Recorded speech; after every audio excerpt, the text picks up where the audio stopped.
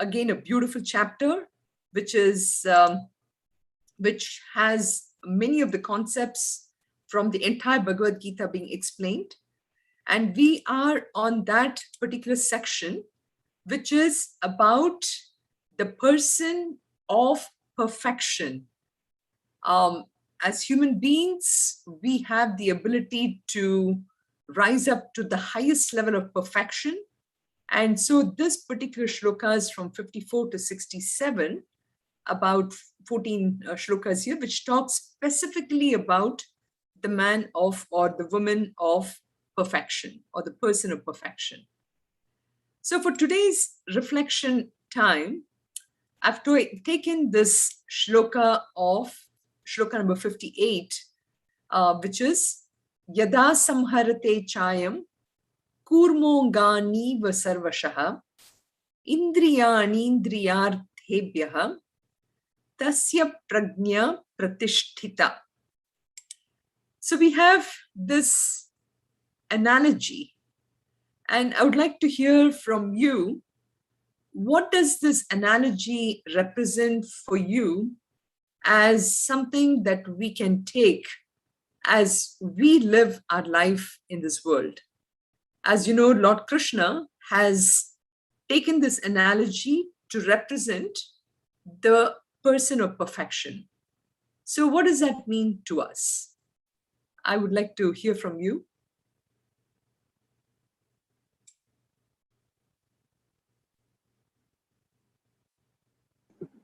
So like tortoise, withdraw your senses when, and not be impacted by the senses. So, so which helps in control, self-control. Okay. Control of senses and steady in knowledge. Very good, very good. So you're right, there's a sense control. So, and then being steady in the knowledge of the highest wisdom, right? Very good. Anything else comes to your mind?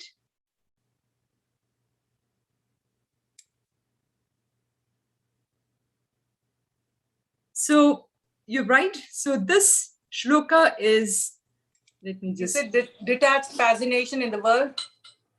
Detached fascination in the world. Yes, you can say that too.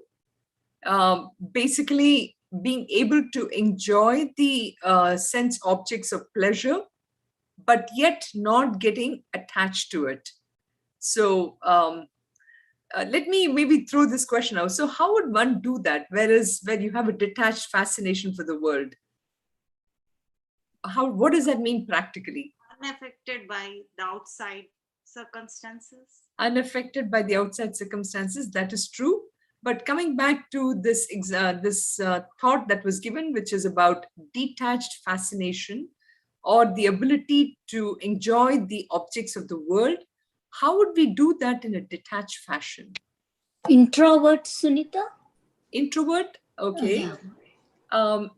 If you go ahead, Meenu, please. If you have it, you enjoy it. If you don't have it, it doesnment bother you. It's very okay. Good. Yeah. So very good, Madhuri. Introverted way of looking at it, or Meenu, where you mentioned about if it is there, if it is not there, yes. But for me, the detached fascination, the minute I think it was Meena who mentioned it, it seems to me it is the ability to enjoy something at that moment. So for example, I go to an ice cream shop, and we spend a lot of time in the line trying to get to that particular ice cream flavor. The minute I get it and I sit down to enjoy it, do you agree with me when I say that my mind is not on that ice cream at that moment? The first spoon that I put it into my mouth, at that moment, I seem to enjoy it, but my mind immediately travels, comparing this ice cream to something else.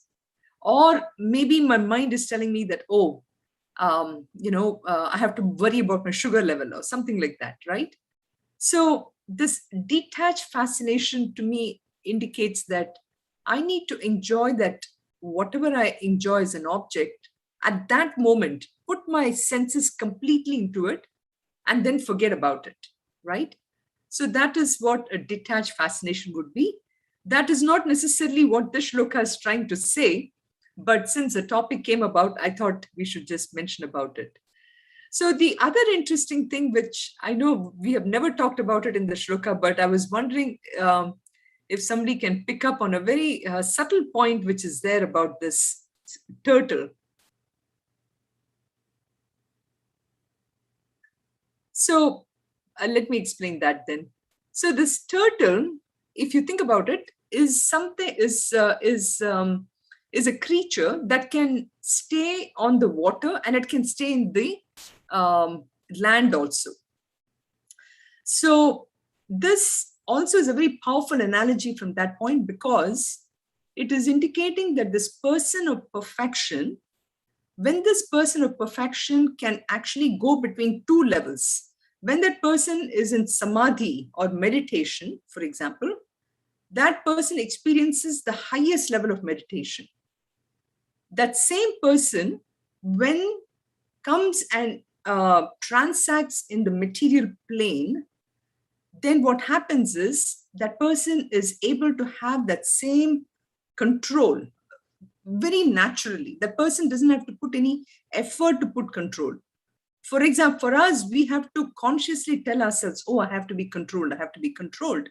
But this person can actually take that experience, what that person had at the samadhi state, into a transactional plane too, is able to abide in the person's innate nature. So that is the beauty about, so in two levels, that person is able to live that state of absolute nature, if you will. So just like a turtle can stay on the land and the water, so too a person of perfection can transact in the material plane or in the samadhi state. That person is able to be that same person. So that's the beauty to bring about this. And this might explain also the question that actually Meena had asked in, she sent a WhatsApp message to say, how can Ramana Maharishi, for example, a great jnani, how does that person transact? So this could be the answer also for that question, is somebody like Ramana Maharishi ji would be able to, is the same in the samadhi state, and when this person, when Ramana Maharishi transacts in the world, is able to recognize the oneness that he has with everyone, and is able to have that samatvam. Samatvam yoga uchate, we read about this before. That samatvam is there. So this turtle example brings about that aspect also. So another aspect about this turtle is also is that whenever this turtle, it can find, whenever it senses any danger, it pulls all the sense organs within, right?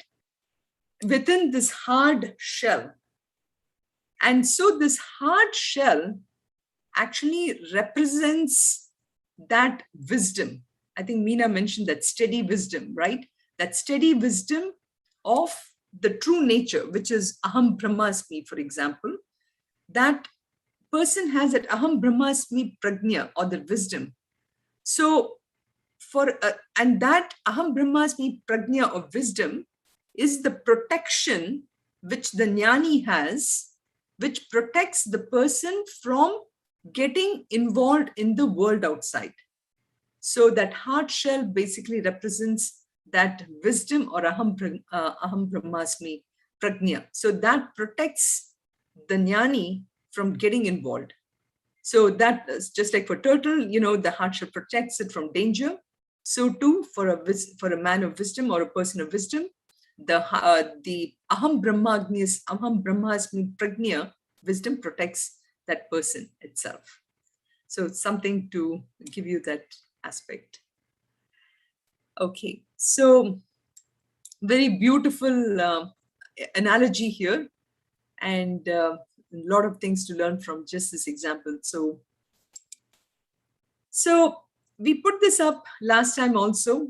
I mentioned about how in the context of where Arjuna was, Arjuna we all, Arjuna is basically represented, we are all representative of that same Arjuna, right?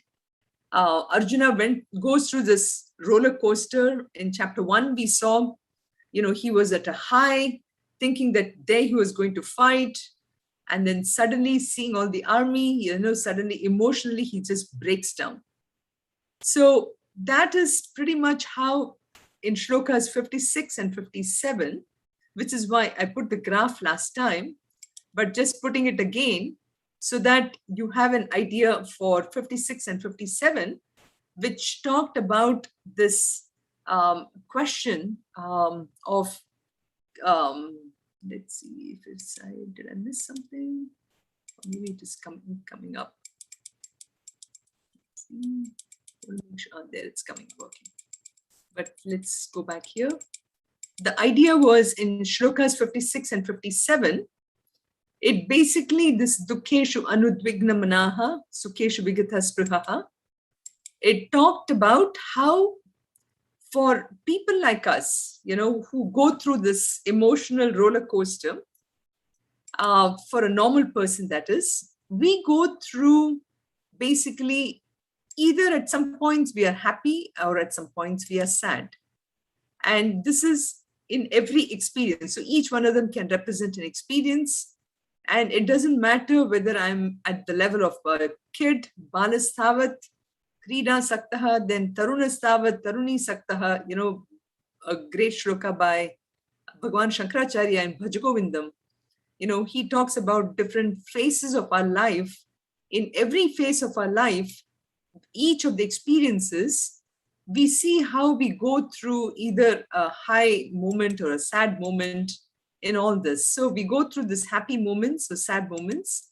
And this is the case for a normal person, right?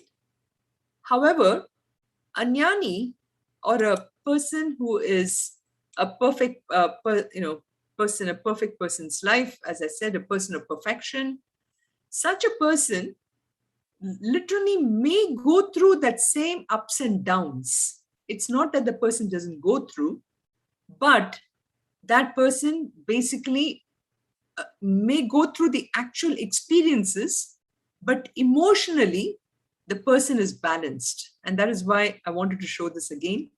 I just put a couple of points here to show that, and that is why this is shown here. So we saw how Arjuna asks Krishna these 4 questions. Sthita prajnasya ka bhasha, ka bhasha. Ka bhasha indicating not really bhasha typically would mean language, but here he's not asking bhasha as, what language does a person of perfection speak? That is not what Arjuna is asking, but Arjuna is asking the description. Bhasha basically means description. Second thing, there are basically 4 questions. Then he's asking, how does he talk? Kim prabhasheta, kim asita, and vrajeta kim. How does he walk? In a sense, these are basically not physically he's asking, but he's asking this because he really wants to understand, how does a person transact in this world? What does a person do when the person is sitting by themselves? How does a person communicate, right? So all these questions that were asked in the Shloka 54, for which we had Lord Krishna giving the answers, starting with saying that right off the bat in the very first, in Shloka 55, he says, Atmani eva atmana tushtaha, the person is satisfied.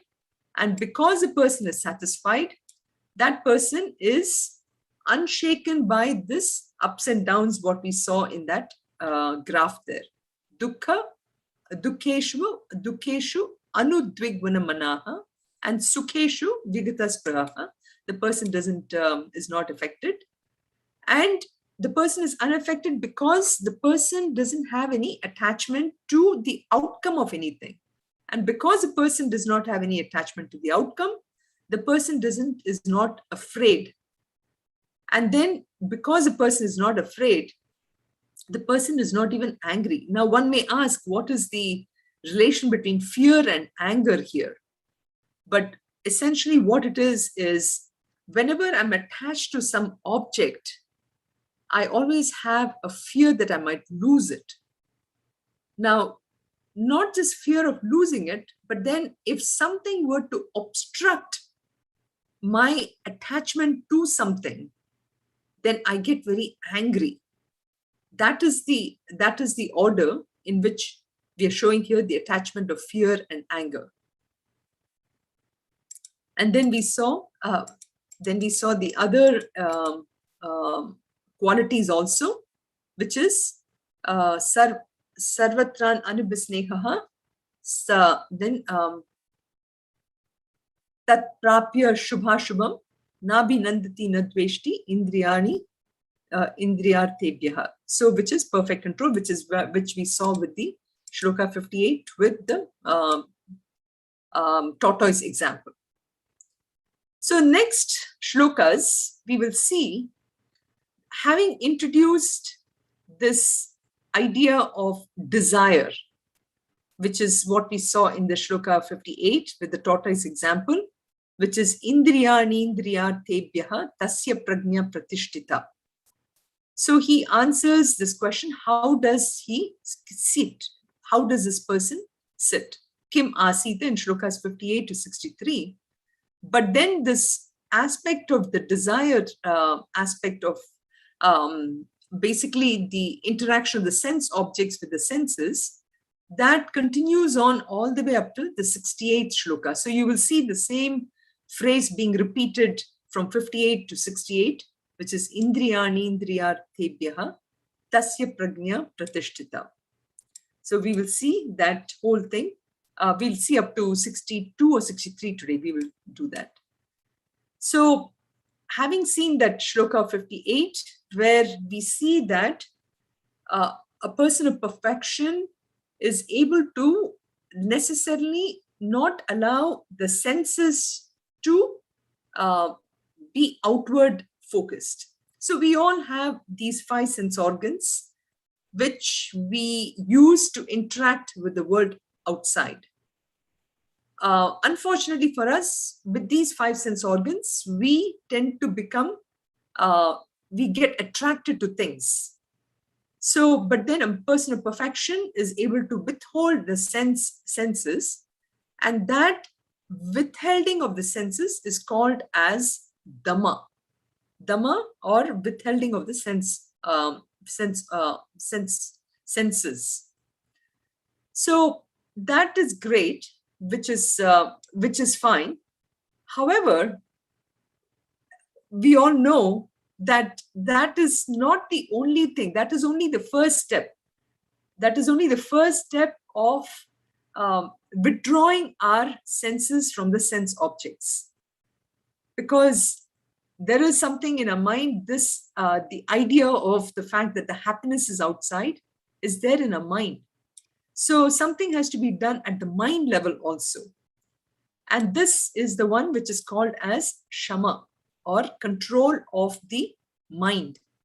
This, by the way, is the second quality part of Sadhana Chatushtayam, which every seeker of realization, a mumukshu, every mumukshu should think about how I can develop my Sadhana Chatushtaya. So Shama is the next one. It is called, it is a control of the mind, because we know that these, just like in the computer, whenever we visit a website, what happens?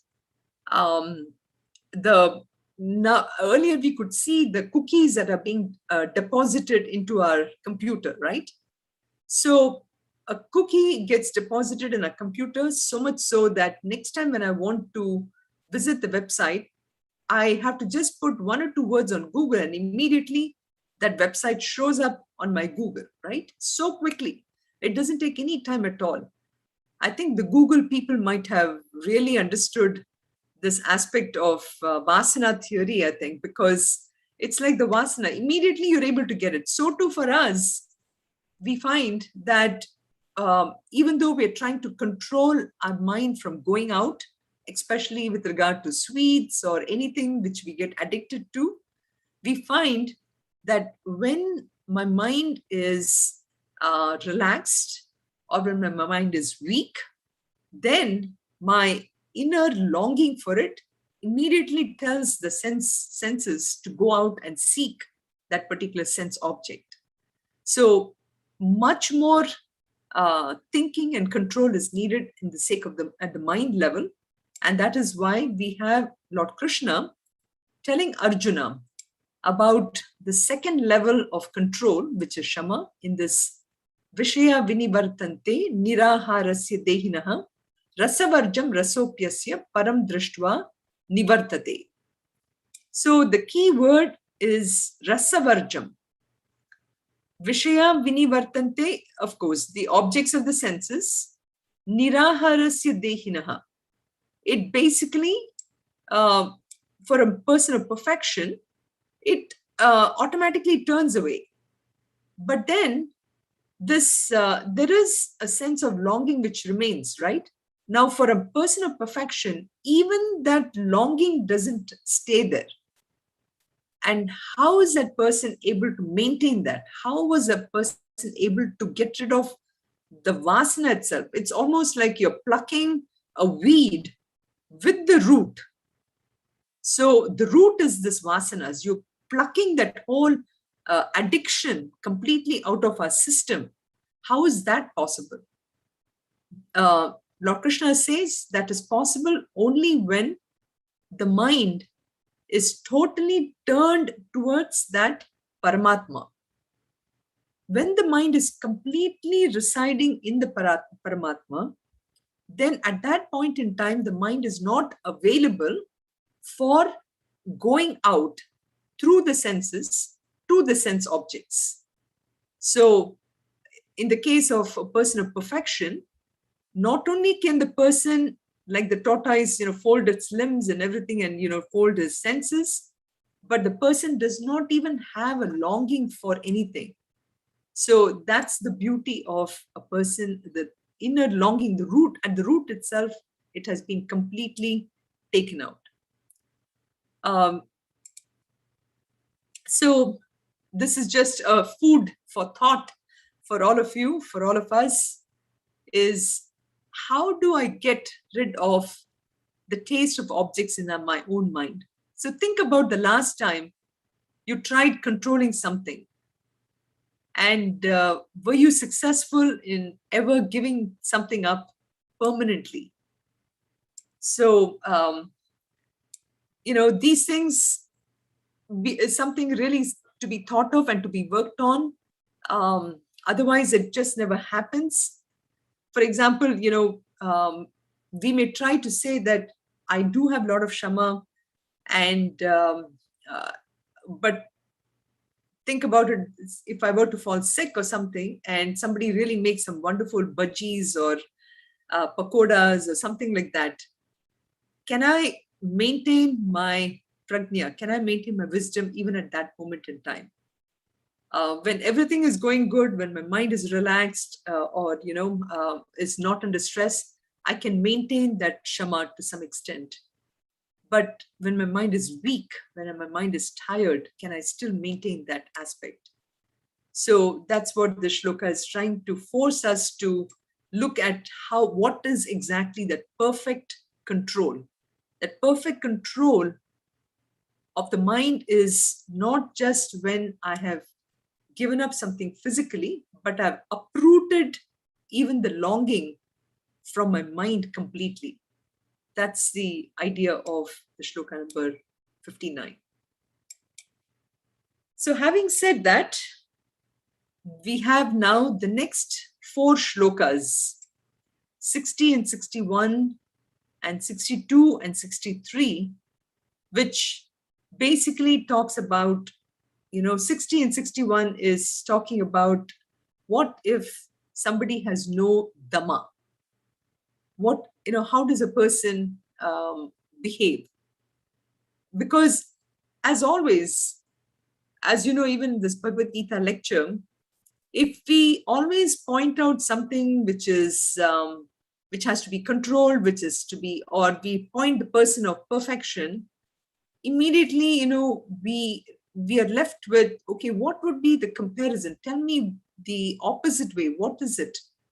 only then this would make sense, right? So Lord Krishna, a great, the best psychologist, I guess, who understands this aspect, is giving us this comparison to tell us in 60 and 61 and 62, 63, to indicate that what if there's absolutely no mind control or indriya nigraha or sense control in this case, and if there is no mano nigraha, mind control, what will happen?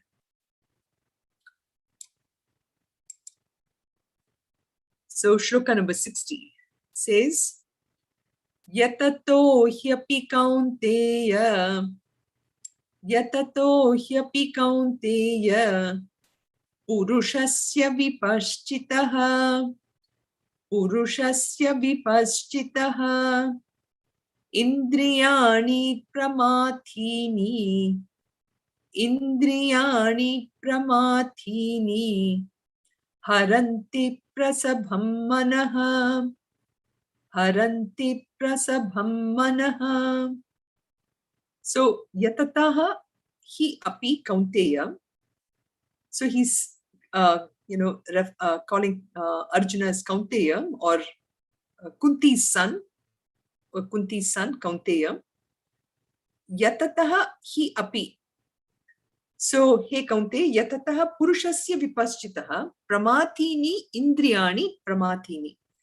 So, these sense organs, even though you try your best, and even if the person is a wise person, Purushasya vipaschitaha, a wise person, but know that these senses are extremely turbulent. They are indriyani pramathini, extremely turbulent, and haranti prasabham manaha. They have a capacity to totally control the mind.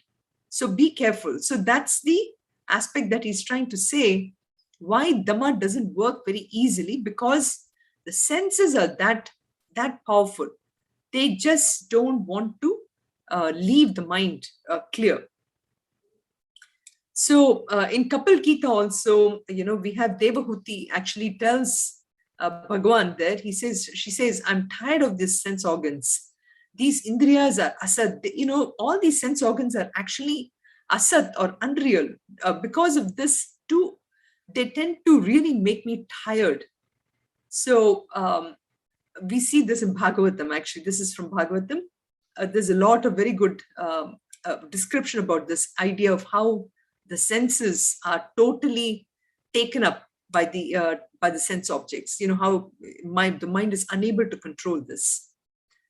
So just to give you an idea, in Viveka Chudamani, there is a beautiful shloka in, I think it's the 76th shloka, where he describes about how in the animal world, in the animal world, we see that among these 5 senses, we have the deer, which is very fascinated by a melodious sound.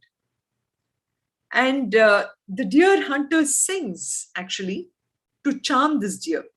And attracted by this melody of sound, the deer has no awareness of the danger and it gets attracted to it. And then you have this elephants. The elephants, especially in the mating season, they become extremely attached to the sense of touch. They rub against each other and they walk without caution and they fall into the pits. And that's how they are caught. The moth is very enchanted by the form and they get attracted by the brilliance of the flame.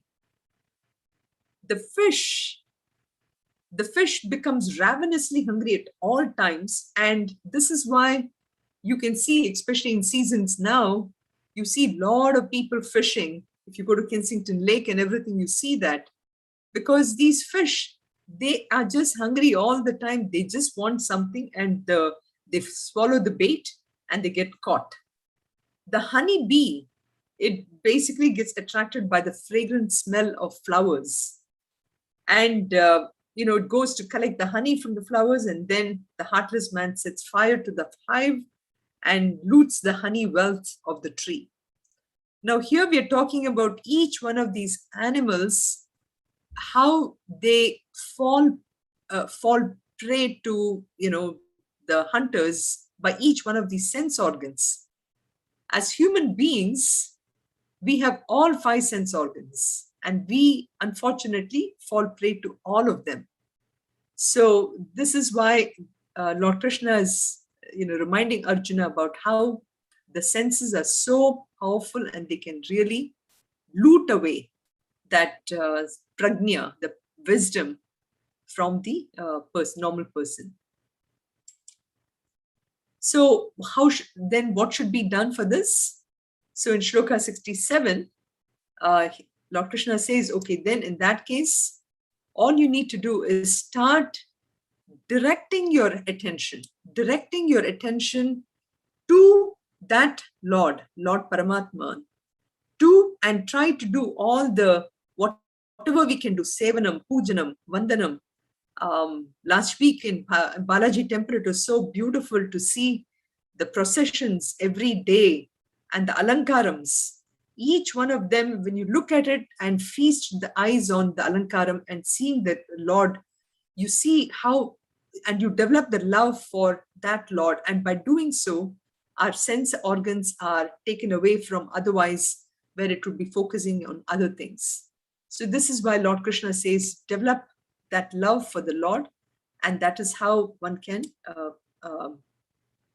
get over this addictions, if you will. So Krishna says, hold on to me, and this you will see that theme coming again and again about how Lord Krishna says, just hold on to me, I will take you and further on. So the shloka goes, Tani sarvani sanyamya, Tani sarvani sanyamya, Yukta asita matparaha, Yukta asita matparaha, Vashehi yasyendriyani, Vashehi yasyendriyani, Tasya prajna pratisthita, Tasya prajna pratisthita. So he says, Tani sarvani sanyamya, having restrained all these sense organs, such a person should sit yukta, which is all well controlled, asita, sit yukta asita, matparaha, a very powerful word. You will see this word coming up in a few other places in Bhagavad Gita. And he says, Matparaha, so sit steadfast, focusing on that Lord. And such a person who does that, whose senses are under, whose senses are under control, Vashehi yasya indriyani, tasya prajna pratishtita. So this basically also answers the question about when Arjuna asked this question, how does a person of perfection sit? So this is how a person of perfection sits. A person is always constantly focusing on, holding his senses and focusing on that Lord Matparaha, with that love for that Lord. So having explained 60 and 61, where it talks about the senses and the sense, the ability to control. Now, next one is this aspect of the control of the mind, what happens. So very powerful. Many of you know these two shlokas, I think. They really explain the ladder of descent, what happens to the mind when the mind gets consumed by this desires. So that's what is given here, which is, and in 62 and 62, you see literally a very slow descent, just like the roller coasters, right? Sometimes it goes slowly and then suddenly there is a big drop, right? So that's what you will see in Shloka 62, which is a slow descent here. Dhyayato vishayan pumsaha. Dhyayato vishayan pumsaha. Sangasteshu pajayate. Sangasteshu pajayate. Sangat sanjayate kamaha. Sangat sanjayate kamaha. Kamat krodho bijayate. Kamat krodho bijayate. So again, as I explained earlier, this shloka basically talks about what happens when there is no shama, control of the mind. And it starts, of course, every time, right? Where a person is externally focused, the person is involved in some activity, whether it is an interaction with an object or a thing or a person or whatever. So what is the mechanism of the downfall? I remember Ganga Radhakrishnan had asked a question last week, is, what is the downfall for us? Why do we, in spite of all this knowledge, why do we fall down? So this hopefully can give that answer to that question. So dhyayataha vishayan. Vishayan meaning objects. Pumsaha, a person. So dhyayate, when a person thinks of objects, what happens? Attachment for that arises. Sangaha teshu upajayate. There is a sense of an attachment. Now, one may say that, well, I see so many objects. I see the tree in front of me. Do I really get attached to it? So we will address that also. How does that attachment really happens? We have actually talked about it before, where we said I plus I want. When the ego gets involved and the ego says, I need this for myself. I want, for example, if the weather today is, 70 plus Fahrenheit, and I want this weather to be like this all the time for me. The minute I say that, there is an attachment to the notion that this is how I want the weather to be, right? So that is the attachment that he's talking about. Sangaha teshu upajayate. Then what happens? So again, as I said, this is a step-by-step fall, right? So the next step is from this attachment, then a desire is born. A desire is born, and then kamat krodaha abhijayate. Sangat sanjayate kamaha. Then kamat krodaha abhijayate. From that desire arises the anger. We will see from this, how can desire really lead to an anger? We will see that too. So I think many of you can relate this example to pre-COVID days. I want to say pre-COVID because pre-COVID, many of us would try to go to the mall, well, either for shopping or for window shopping, or even if we don't want to do window shopping, if you're going just for a walk, it is amazing how a mind just wanders to see what is there in different shops, right? So this is how marketing people in companies have understood this aspect of how to make the object attractive enough such that the attachment happens. That's all that marketing people need to worry about. They don't have to worry about afterwards, whether a person is going to come and, all the 4 steps. All the marketing people will do is make the object so attractive that the person wants it for the person. So that's how the advertising campaigns and all go. And then that attachment, once that attachment happens, then what happens? Once you do that, then you start thinking about, oh, the pleasure that I get out of this. there is an attachment to the pleasure. And you start to imagine, oh, what this is going to give you. And then you start to, enjoy it. But even as you're enjoying it, what happens is, the mechanism is, let's say you're going to the store to buy a mango or something. I'm just using mango because this is summer season. And you go to the store to buy the mango. You bring it home. And even as you cut it and you're putting it into your mouth, what happens? Are you really enjoying that mango? You are attached to it, no doubt, but you don't enjoy it fully. The mind wanders somewhere else. But the thought that I want to have the mango remains.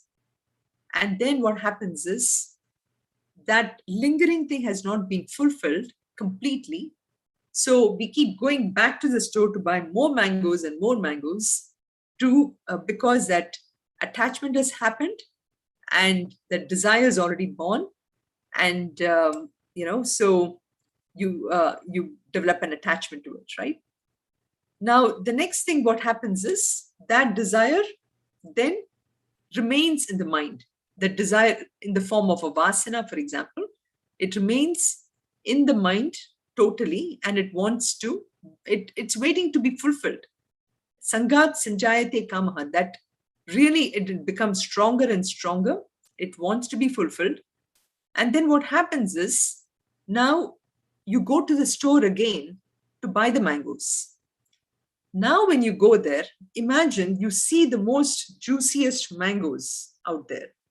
And your desire in the past was not fulfilled because you didn't enjoy the mangoes completely, right?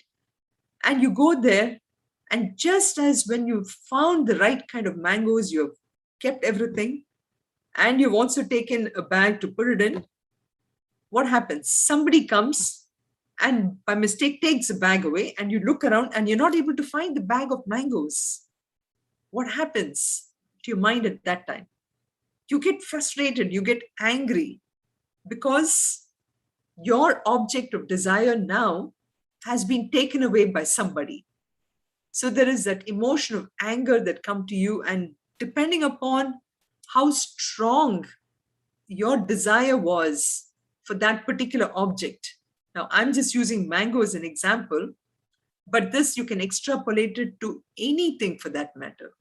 It can be even to the highest level of an addiction to drugs or alcohol or something, or at the lowest level, it could be something just for a flower in the garden or something like that. But at all levels, this works, this step-by-step fall of a person. And so from that, this one, when there's an obstruction of my desire, of my object of desire, then that leads to this anger. And this anger can be directed at a person. And you can also, this is what leads to road rage, for example.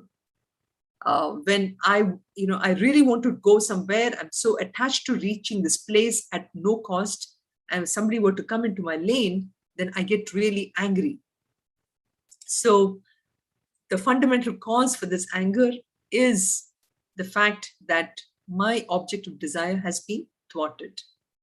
So this is the first level where you see a slow descent of a person.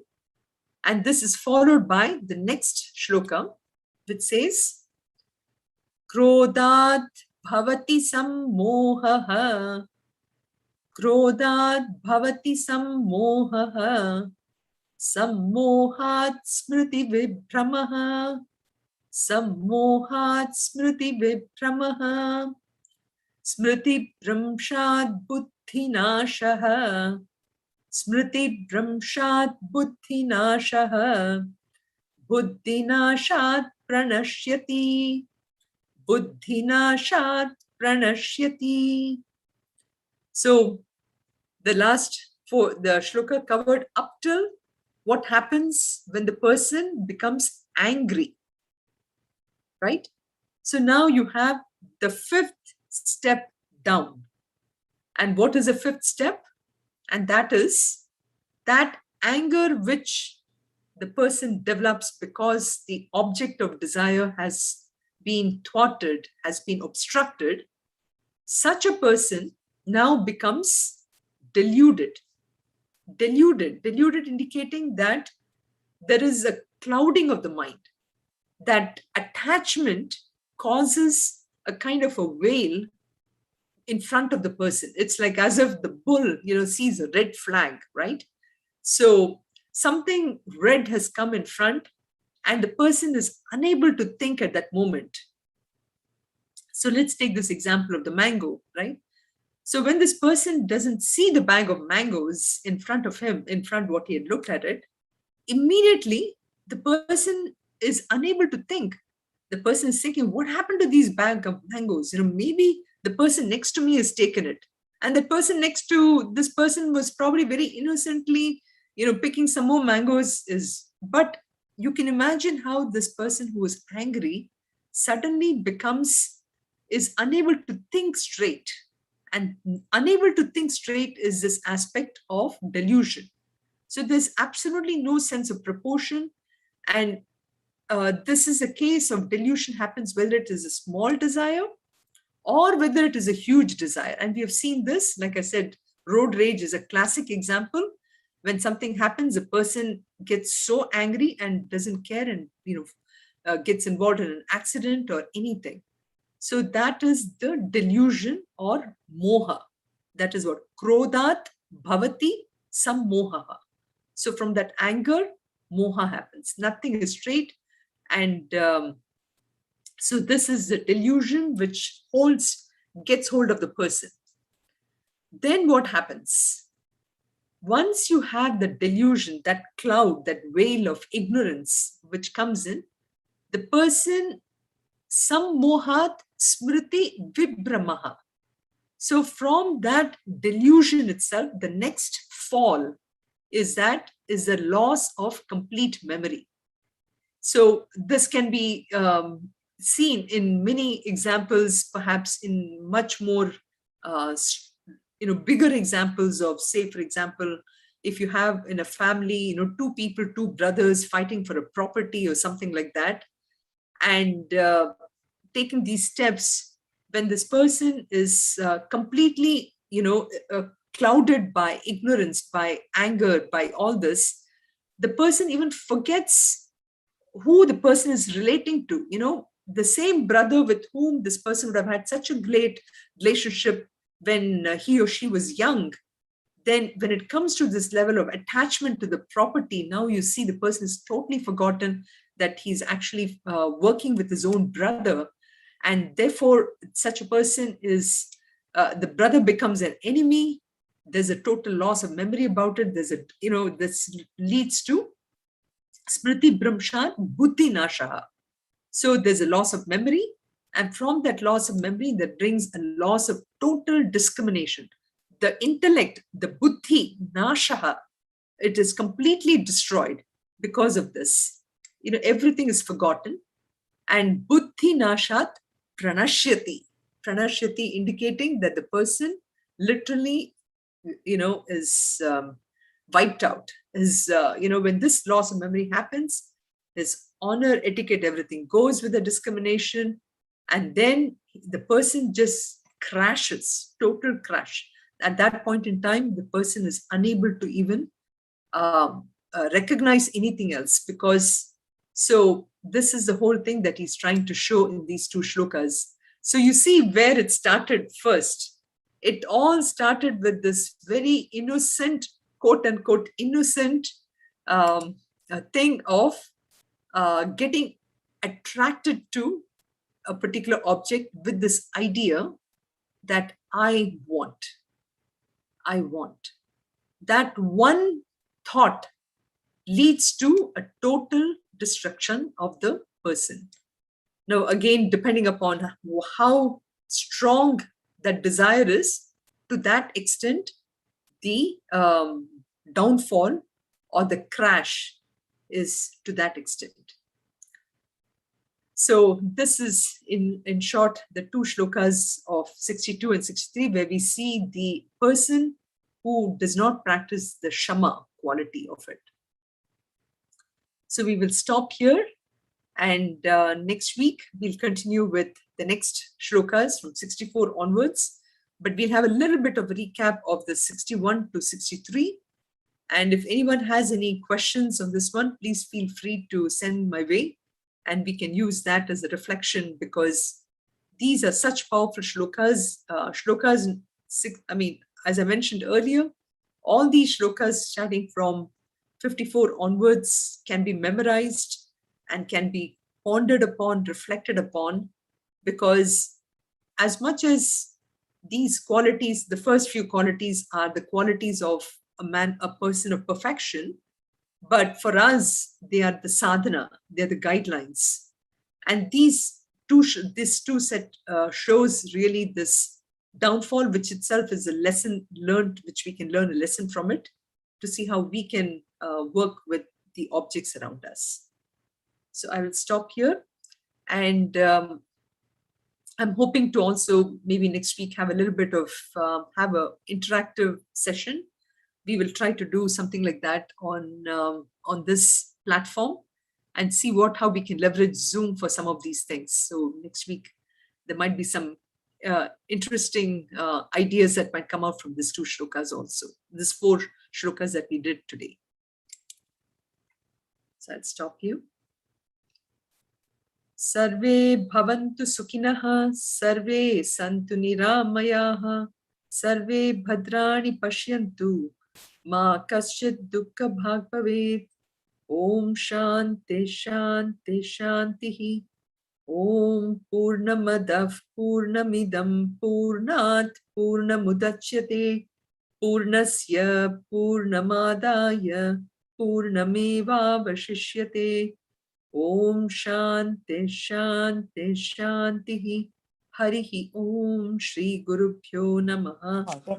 Harihi Om.